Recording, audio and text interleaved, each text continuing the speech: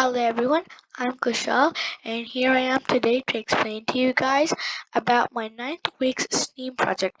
What I did for my ninth week's STEAM project is that I edited my seventh week STEAM project, which is now more efficient and more understandable and much more easier to use. And then I also edited a code that I found online for a calculator and now has more operations. Now let's get started. First, we'll explain the edits I made to my seventh week's STEAM project. First, let's get started with the operations part. Before, here it used to say A, S, M, D, E, and then so on. And there's some other operations on this side.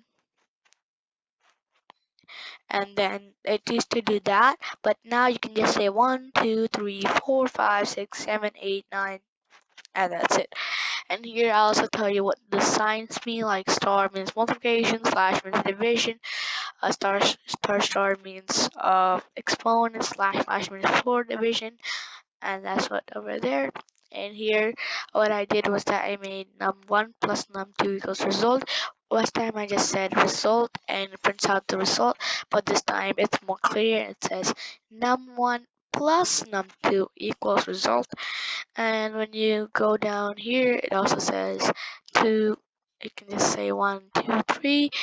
And then here for the decimal part, dividing part over here, I took out the remainder part because when you use this part of the slash sign, then it gives you a perfect answer, like goes into point, 0 point something something something. So like it divides until it gets the straight answer, and then it goes on. And then from my less than, greater than, equal to, I didn't just say the statement is true or the statement is false. I said num1 is less than num2 equals true or equals false. And I did the same thing, greater than and less than equal to. And then this is another project that I edited. My project uses loops and variables. Like over here, you see result equals this. It, it the numbers add themselves up inside the variable and then you get the result. But here you use functions to make them add themselves up. Now before I edited the code, it had addition, subtraction, multiplication, and division. But now has addition, subtraction, multiplication, division, exponent, and floor division. And let's get to these loops a bit more later because I have to explain the bottom code. Here I say 1 for addition, 2 for subtraction, 3 for multiplication, 4 for division, 5 for exponent, 6 for division. And here to the choice from 1, 2, 3, 4, 5, 6, and then you have to enter num1 or num2 input, and then if choice 1, print num1 plus num2 equals, and I can't like I'm not adding themselves over here. Like num1 is replacing x and num2 is like y in this function, so it's just gonna take num1 and num2 as x and y values, and then it's gonna add them up. And same thing for all the others. And you might ask, why couldn't I add um, less than, greater than, equal to? Why I didn't add less than, greater than, equal to is because when I say less than, greater than, equal to, I have to put a if loop inside the greater than function, less than function, the equal to function. Then again I have to put down here that I just have to say equals, and I can say true or false, right? I can just do that, but if I do that, there'll be small problems. And then here for division, and then else it says invalid input. Let's just try it out first. And then I'm gonna say, I'm gonna select exponent. Say 5, 2, 25. 6x, 4, 2.0. If I say some other number more than 6 and less than 1, invalid input. 0, invalid input. 3, 23, 34. That's the answer. And that's what I did. That's what I did for this project. And then what you can also do is that here I can say in my other project, um, I have can like make this bit more clear. Like uh, what I can do is that I can make this a bit more clear.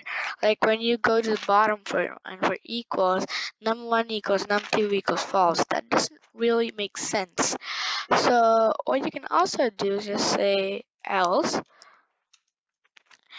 num1 equals num2, and then say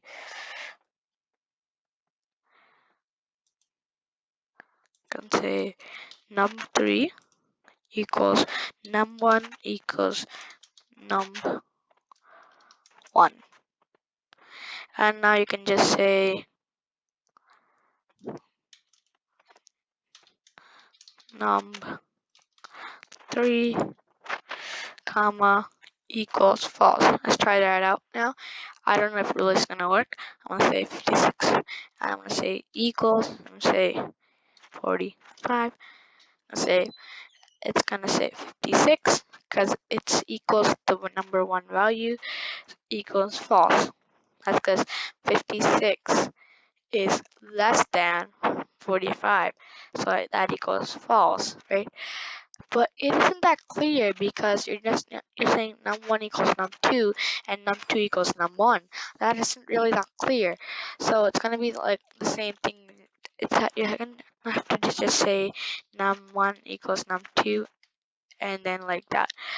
This is not clear because when you just say num3, it's just gonna say 56 is false, and that isn't really explaining what the code is doing. If you say num1 plus equals num2 equals false, that is confusing because num 56 equals some other number equals false. That's kind of confusing.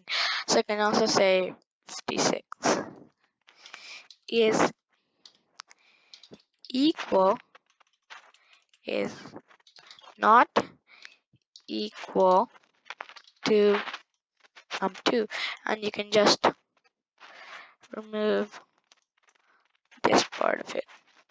From here on, you can just remove that part. Yeah, and that's it. Alright, let's try it out. Say 56, 9, say 90. 56 is not equal to 90. That's a bit more clear and much better than just saying num1 equals num2 equals false. So you can do that same thing for all of less than, greater than, and equal to.